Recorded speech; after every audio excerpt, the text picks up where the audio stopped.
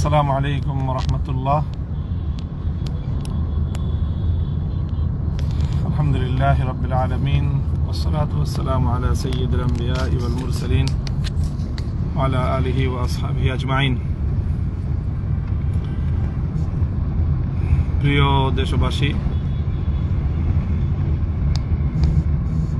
দেশ এবং প্রবাস থেকে যারা আমার লাইভে সংযুক্ত আছেন, সকল ভাই বোনদেরকে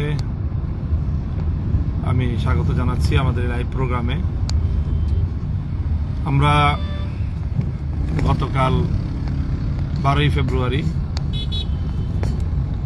বাংলাদেশের ইতিহাসে খুব গুরুত্বপূর্ণ একটি দিবস আমরা পালন করেছি। বাংলাদেশের ত্রয়োদশ জাতীয় সংসদ নির্বাচন হয়ে গেল গতকালকে।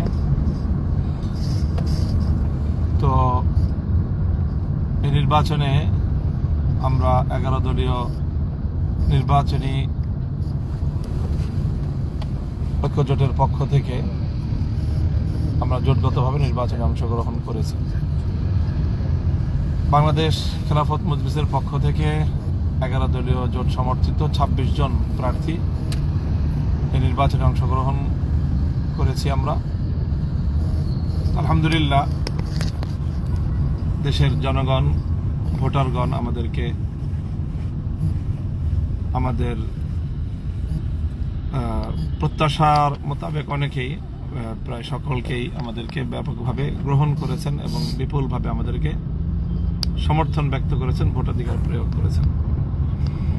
তার মধ্যে অন্যতম একটি আসন ছিল আমার ঢাকা 13 186 নম্বর আসন, যেটি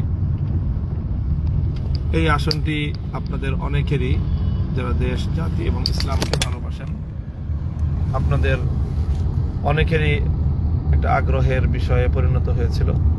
সারাদিন আপনারা সকলে এটা নিয়ে খুব উদ্বেগ এবং উৎকণ্ঠার মধ্যে ছিলেন, এবং সকল উদ্বেগ উৎকণ্ঠার পর অনেক নাটকীয়তার শেষ পর্যন্ত রাত গভীরে আমাদেরকে এই আসনে পরাজিত ঘোষণা করা হয়। আমরা বর্তমান এই রাজনীতিতে এই নির্বাচনকে কেন্দ্র করে আমরা একটা নীতিগত অবস্থান গ্রহণ করেছি। সেটা হলো বাংলাদেশের যে চলে আসা রাজনৈতিক একটি নেতিবাচক ধারা, নির্বাচনে হারলে সকলেই নির্বাচনের ফলাফলকে প্রত্যাখ্যান করে। আমরা গতানুগতিক সেই পথে যেতে চাইনি। নির্বাচনে পরাজয়কে আমরা স্বাভাবিকভাবেই গ্রহণ করা, সম্পূর্ণ ইতিবাচক মানসিকতা নিয়েই আমরা নির্বাচনকে ফেস করেছি, এবং আমাদের প্রাথমিক প্রতিক্রিয়া এবং আমাদের পক্ষ থেকে সেই ধরনের বক্তব্য মিডিয়াতেও এসেছে।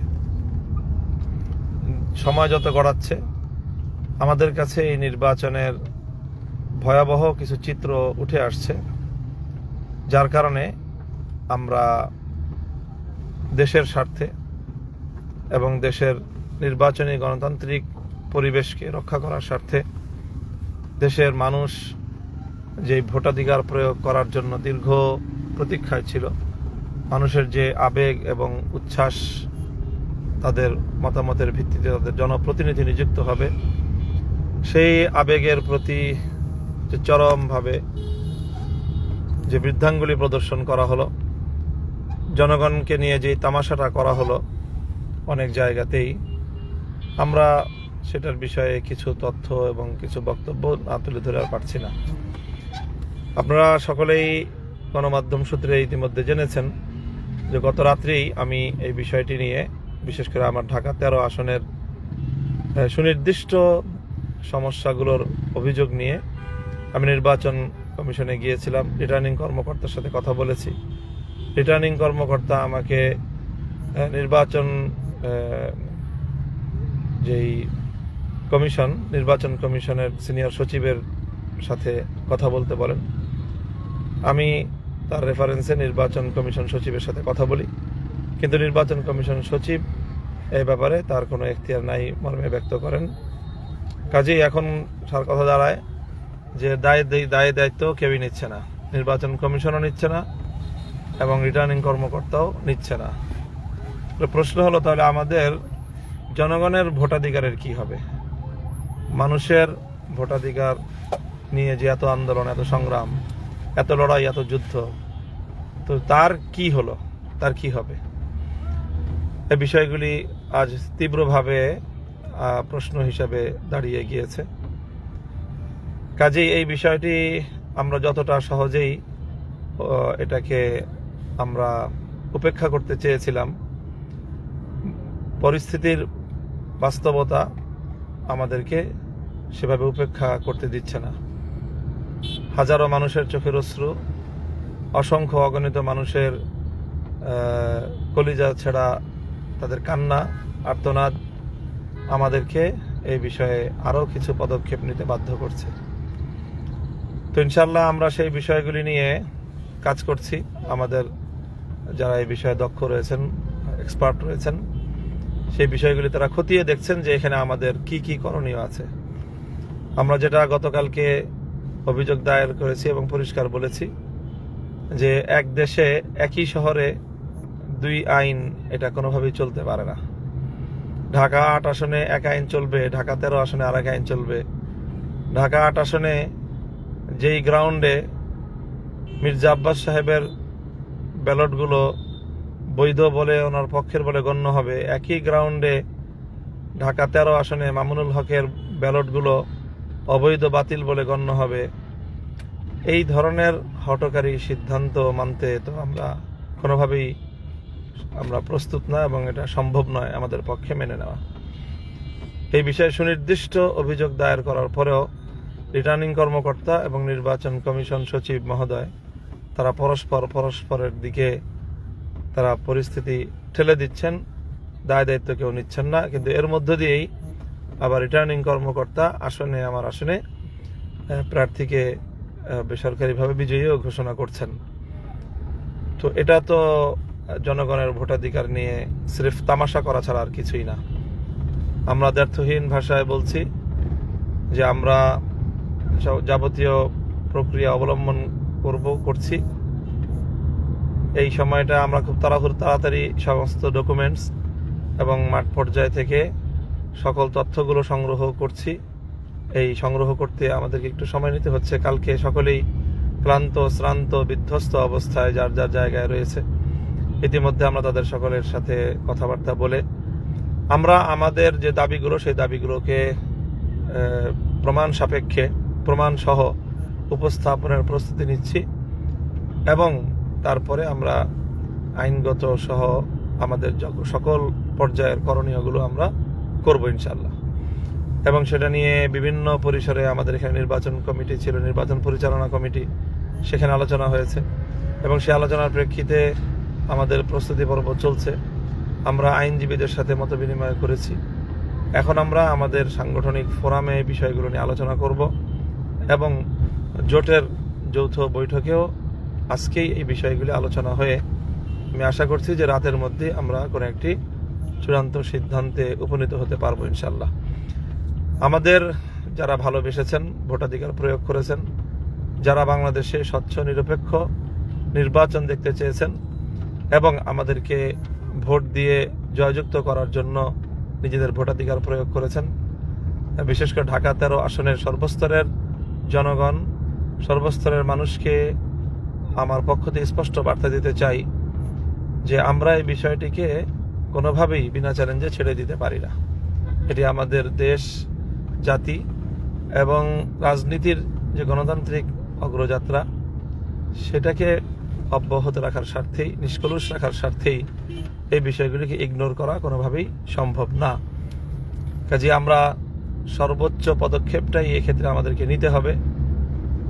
সেজন্য যদি নির্বাচন কমিশন বা সরকার সেই বিষয়ে যথাযথ পদক্ষেপ নিতে ব্যর্থ হয়, তাহলে উদ্ভূত পরিস্থিতির জন্য তারা দায়ী থাকবে। সেই জন্য আমি আমার সকল শুভানুধ্যায়ী কর্মী, সমর্থক সকলের প্রতি আহ্বান জানাবো যে আপনারা নিজেদেরকে প্রস্তুত রাখুন। যে কোনো পরিস্থিতি আসবে, প্রয়োজনে যদি আমাদেরকে কোনো কঠোর পদক্ষেপের দিকে যেতে হয়, ইনশাল্লাহ আমরা সেই কঠোর পদক্ষেপ নিতেও কুণ্ঠিত হব না। এটা আমাদের প্রত্যয়, এটাই আমাদের মনোভাব এই মুহূর্তে আমি এতটুকু বলছি যে আমরা এটা নিয়ে চিন্তা করছি এবং ইতিমধ্যে কয়েকটা স্তরে কয়েক ফোরামে আমরা আলোচনা করে নীতিগত সিদ্ধান্ত নিয়েছি। এখন অবশিষ্ট ফোরামগুলিতে আলোচনা করে সকলের মতামত এবং সকলের বক্তব্য নিয়েই আমরা চূড়ান্ত আমাদের কর্মসূচি অথবা চূড়ান্ত পদক্ষেপের দিকে আমরা অগ্রসর হব এবং সেটা ইনশাল্লাহ আজকালের মধ্যেই। তো আপনারা বিষয়গুলিকে নিজেদের আলোচনার মধ্যে রাখুন। যেই পয়েন্টগুলো আমি গতকালকেও বলেছি নির্বাচন কমিশনে গিয়ে মিডিয়ার সামনে, যে একটিতে হলো যে একই ধরনের ব্যালট আমাদের আসনে যেগুলো বাতিল বলে গণ্য হয়েছে ঢাকা ৮ আসনে, একই সেম ধরনের বিষয় সেখানে গ্রহণযোগ্য হয়েছে। তো এই ধরনের দ্বৈত নীতি কোনোভাবেই আমরা মানতে পারি না। এরকম বৈষম্যমূলক ব্যবস্থা মির্জা আব্বাস সাহেব যেই কারণে ওনার ভোট গণ্য হবে, মামুনুল হকের ভোট সেই কারণে গণ্য হবে না কেন, এর জবাবদিহিতা নির্বাচন কমিশন এবং রিটার্নিং কর্মকর্তাদেরকে জাতির সামনে করতেই হবে এবং সেই জবাব আমরা নিয়েই ছাড়বো ইনশাল্লাহ। সেজন্য আমাদেরকে যদি ওনারা কঠোর হতে বাধ্য করেন তাহলে আমাদের পক্ষে তো কঠোর হওয়া ছাড়া কোনো উপায় নেই। আমরা চাই না দেশের মধ্যে কোনো ধরনের এই মুহূর্তে কোনো অস্থিতিশীলতা অথবা কোনো ধরনের উত্তেজনা সৃষ্টি হোক। এজন্য আমরা গতকালকে তাৎক্ষণিক বলেছি, আজও বলছি এবং আমরা লিখিত সকল প্রমাণাদি সহ তাদের কাছে বিষয়গুলো সাবমিট করব। এরপরেও যদি তারা এ বিষয়ে কার্যকর পদক্ষেপ গ্রহণ করতে গড়িমসি করে তখন আমাদের যা করার আমরা ইনশাল্লাহ সেটাই করব। আমাদের সকল সমর্থক, ভালোবাসার মানুষ, দেশপ্রেমিক জনতা, ইসলামী জনতা, আপনাদের সকলকে সেটার জন্য পরিপূর্ণভাবে প্রিপেয়ার্ড থাকার আমি আহ্বান জানাচ্ছি। আজকে বক্তব্য পর্যন্ত। আমি আবার পরবর্তী যে আমাদের সিদ্ধান্তটা কি নিলাম, কি ধরনের কর্মসূচি বা কি ধরনের উদ্যোগের চিন্তা করব, সেটা আমি আপনাদের সকলকে জানিয়ে দিব ইনশাল্লাহ। আমি আপনাদের সকলের আন্তরিক শুকরিয়া জ্ঞাপন করছি যে আপনারা যে অভূতপূর্ব সাড়া দিয়েছেন, ভালোবাসা দিয়েছেন।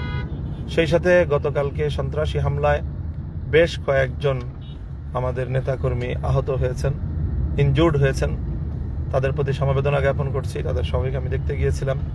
আল্লাহ যেন তাদের সকলকে সুস্থতা দান করেন এবং বাংলাদেশটা যেন পেশি শক্তি, আধিপত্যবাদী শক্তি, সন্ত্রাসী গোষ্ঠী এবং সকল ধরনের দুর্নীতি, লুটপাটের হাত থেকে আল্লাহ যেন আমাদের দেশটাকে রক্ষা করেন।